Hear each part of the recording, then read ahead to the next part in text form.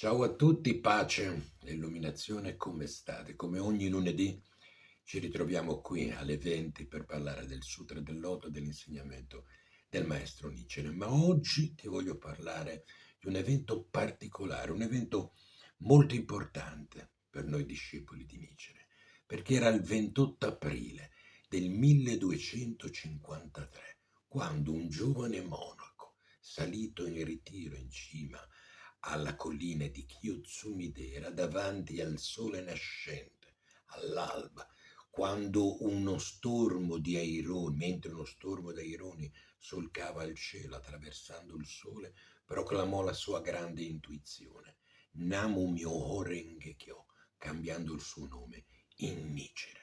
Da quel giorno la vita di milioni di persone nel mondo in varie epoche è cambiata radicalmente, ma oggi ti voglio parlare di come è cambiata la vita di Nichiren, di che cosa ha rappresentato per Nichiren quel momento. E per parlare di questo dobbiamo fare un passo indietro. Nichiren era salito su quella collina in ritiro. Perché? Perché lo aspettavano, finito il periodo di purificazione, al monastero, al Senkoji, perché era stato designato il nuovo abate del tempio, il suo maestro, Dozen, aveva deciso di passare a lui le consegne. Per Nichiren, un giovane monaco di umili origini, questo rappresentava il successo, rappresentava per certi versi anche il potere, il rispetto per se stesso e per la famiglia. Quindi era un momento in cui tutta la sua vita sarebbe cambiata radicalmente in meglio.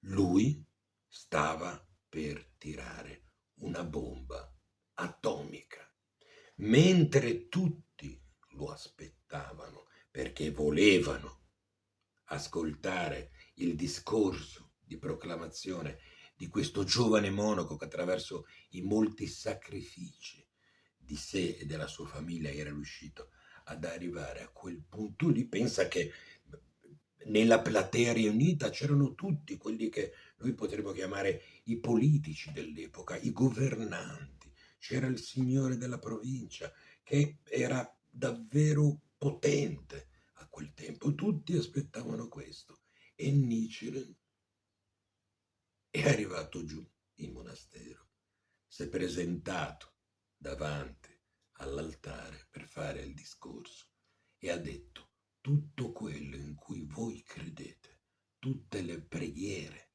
che voi fate, che si basano sulle pratiche che voi conoscete, sulle pratiche del Nembutsu, non solo non vi porteranno all'illuminazione, né a voi, né ai vostri cari antenati defunti, ma andrete tutti all'inferno a vici. Apriti cielo, ti puoi immaginare che cosa ha rappresentato questo. Prima era un brusio, poi questo brusio si è fatto sempre più forte e sono diventate urla. Quando è arrivato al centro del discorso, della sua proclamazione, il signorotto dell'epoca si è alzato in piedi, ha sguainato la spada e ha gridato a Nicera: tu sei un monaco pazzo e meriti di essere ucciso. E così facendo ha fatto per tagliargli la testa.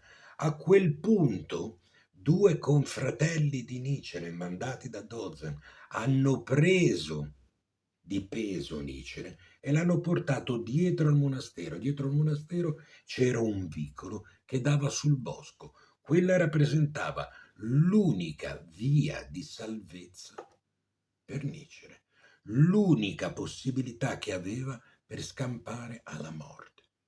Niceren sapeva, era consapevole che quello che avrebbe detto sarebbe stata una condanna a morte, però non poteva tradire l'insegnamento del Buddha e così l'ha fatta, quindi ha rinunciato ai suoi sogni, ha rinunciato a tutto quello che aveva, alla sua stessa vita, per dire l'insegnamento centrale che vi conduce all'illuminazione, a voi che vivete in quest'epoca degenerata, nell'epoca di Mappo, non è il Nembutsu, è il Daimoku del Sutra del Loto. Daimoku significa titolo, quindi il titolo del Sutra del Loto, ossia nel titolo è racchiuso molto di più, è racchiuso tutto quello che il Buddha ha fatto e ha ottenuto. Se tu pronunci il Daimoku, quei semi si pianteranno all'interno della tua coscienza e tu raggiungerai l'illuminazione. Ecco perché buddismo della semina. Questo la dice lunga su chi era Nichiren. E questo dovrebbe far rifletterci, ci dovrebbe far riflettere, perdonami, perché per Nichiren non era un giocattolo. Per Nichiren il Daimoku non era un canto di battaglia per raggiungere i vari obiettivi che metteva davanti al Gonzo, no. Per Nichiren era qualcosa di molto di più, perché il Daimoku è molto di più, perché il Daimoku è il Gonzo, perché Daimoku è la causa dell'illuminazione di tutti i Buddha delle 10 direzioni. Tu pensa, la sacra origine di ogni cosa. Da lì parte tutto, il centro di tutto. Per questo era il Daimoku per Nichiren, per questo Nichiren ha rischiato tutto e ha messo tutta la sua vita, perché da quel giorno lì in poi la sua vita è cambiata sì radicalmente, ma non come la nostra, perché da quel giorno in poi ogni giorno Nichiren rischiava di essere ucciso, o da un governante o dal ruffianetto del governante di turno, che per far bella figura andava lì dalla capanna, apriva la porta e tagliava la testa a Nichiren, che era il monaco malvagio, colui che aveva detto che tutto ciò che in cui le persone e i governanti credevano era sbagliato e che si dovevano convertire, che si dovevano rendere conto di che cosa fosse l'insegnamento del Buddha e del perché tutti i problemi che stavano vivendo, li stavano vivendo, perché avevano abbandonato la vera pratica, la pratica ortodossa, avevano abbandonato il Sutra del Loto, che in sé contiene tutte le pratiche.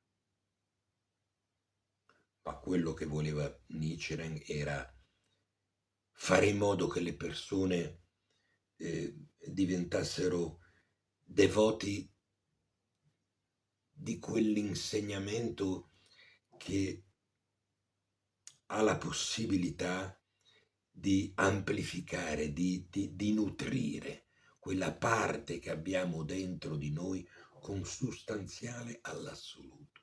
Quella parte che, se alimentata, ci permette di essere, di diventare persone evolute, non persone più ricche, persone più evolute.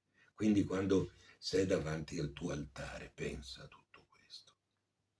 Quando tu ti metti uno scopo davanti al gonzo, e che sia una casa nuova, una macchina nuova, un fidanzato, un marito, una moglie, tutto quello che vuoi, un lavoro, tutto quello che vuoi.